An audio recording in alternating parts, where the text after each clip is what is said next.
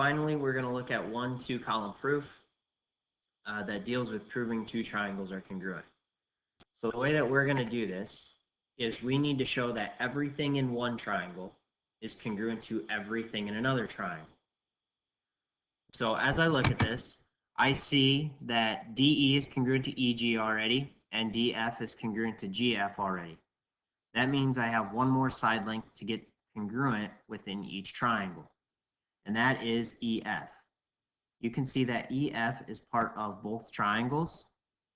So we're going to say for step 2, EF is congruent to EF by the reflexive property. Remember, the reflexive property just says A equals A. Our next step, we now have all three sides taken care of. We're going to look at angles next.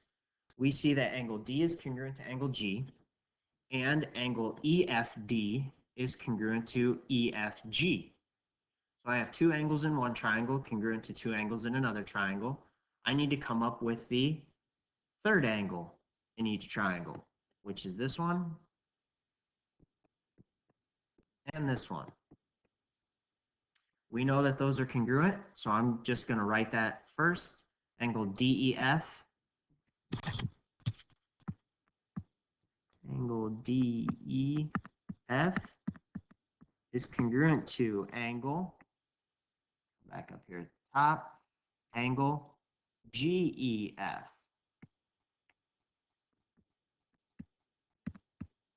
We know that those are congruent since we have two angles already congruent in one triangle to another triangle. The third angle has to be congruent by the third angles theorem. And finally, since now we have everything congruent in one triangle to another triangle, we're going to say triangle DEF is congruent to GEF